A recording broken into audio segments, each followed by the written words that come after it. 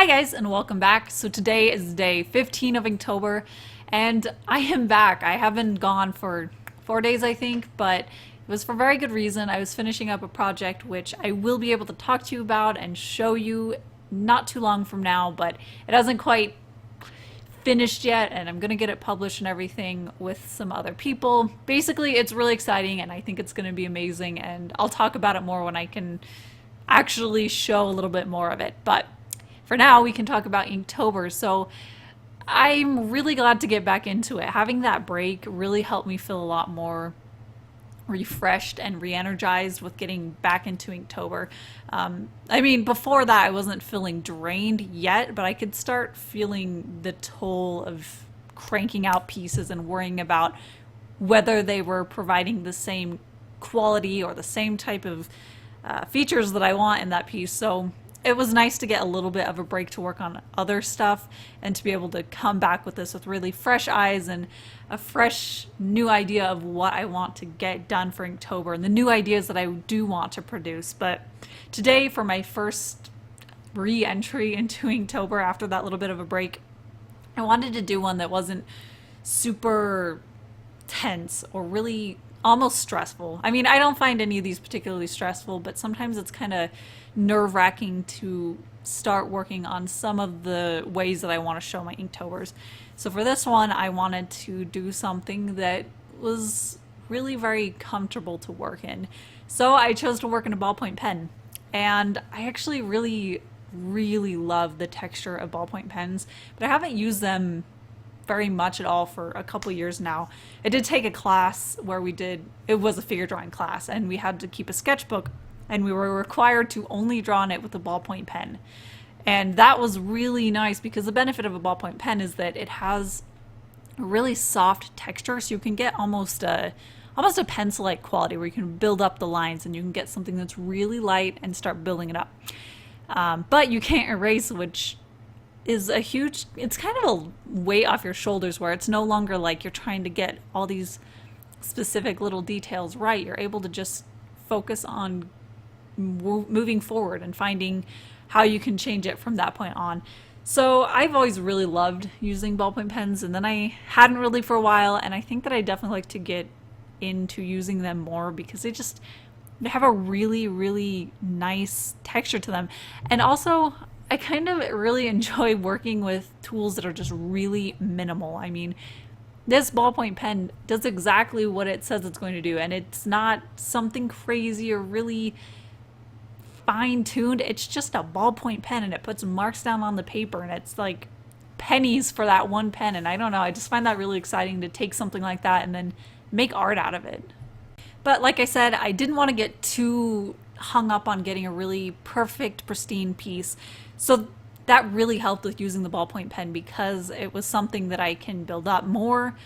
And it wasn't like a micron pen where once it's there, that is what it is. And there's no possibility of building up or changing or anything like that. So that was really helpful. And I also started off doing some really quick sketches to just get my hand moving a little bit more and get a very basic idea of what I wanted to put down for the final piece. I did not want to do one where I had to transfer it over, and I didn't want to start into a piece and then not have any idea where I was going with it, and then it would end up dissatisfactory because it looked bad because I hadn't planned things out. So I wanted kind of a good medium where I could sketch something out that I could work from, that I liked the look of it and would jump me off into the right direction, but one that wasn't this thing that I had to be married to and tied to. So that was a really kind of a nice loose way to build up on this piece. And one of the things that I absolutely love doing with a ballpoint pen is this hatching effect.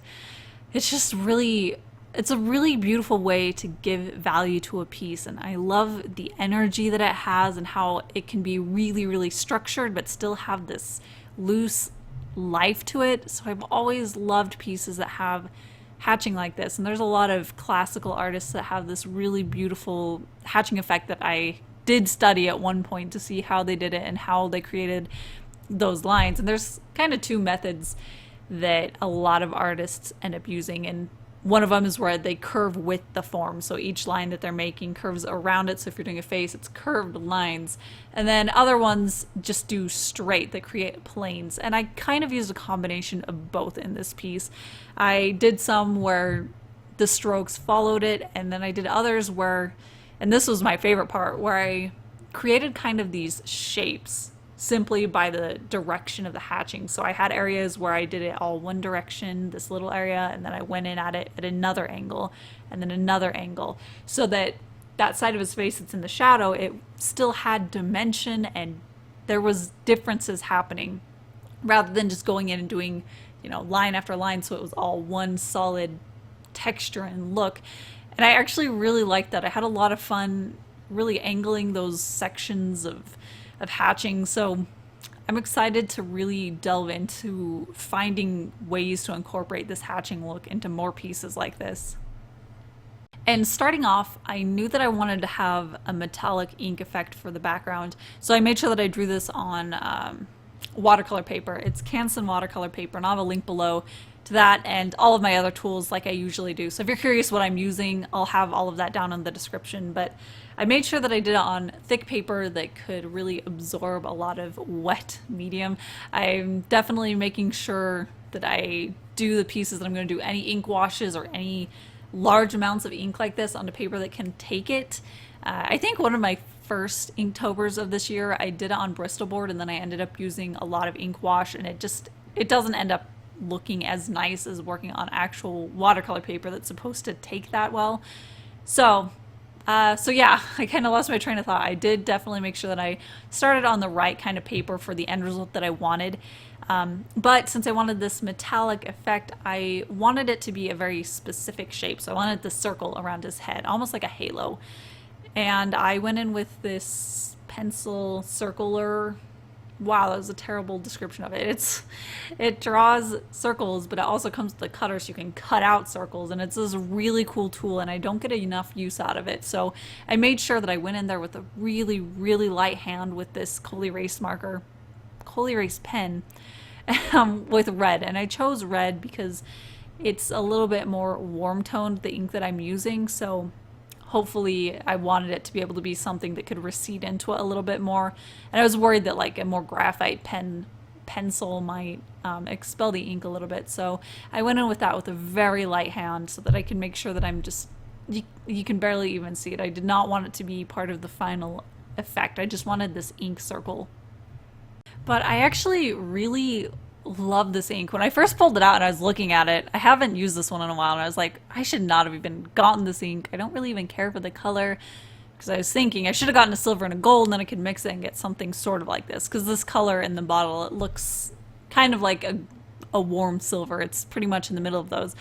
So I was thinking, I'm like, why did I even buy this ink? I should have got a different one, which I've had it for a while. But when I started using it, I realized how much I loved it, because it actually has like this really multi-tonal look to it, where some areas had a lot more of a silver look and other areas had a much more rose gold kind of a tone to it. So it actually is a really pretty ink color, because it's not straightforwardly solid silver or just plain gold. It was this really pretty neutral area for that. So I really actually love this ink. So yeah, I think I haven't given it enough appreciation yet. And this part I'm starting to crop it down a little bit, and this is actually a really useful tool when I want the composition to look a little bit different. When I started out sketching this one, it ended up being it looked like it was going to be fairly symmetrical, where it was just going to be the same on both sides. But as I was working on it, I got a little bit of ink on the side, and then I noticed farther up there was already ink on the paper from like where I had accidentally like rubbed my hand on the ballpoint and then transferred it over. So I wanted to be able to cut that out, and I actually am kind of glad that it happened that way, because it did push me to cut that a little bit off on the edge. And then because of that, I didn't really want to cut much more off the other side. I wanted it to be more asymmetrical, which meant that I had to balance it out a little bit more. So I took kind of his shoulder area and I defined that a lot more on the right side of the piece, so that it balanced out where that extra space was on that side of the piece. So all in all, I'm actually really happy that that happened. I think the composition is a little bit more interesting and it has more of a direction to it rather than being very static. And that is everything for today's Inktober. I am so glad to get back into it. It felt really sad to not be working on Inktober, not getting up videos for you guys.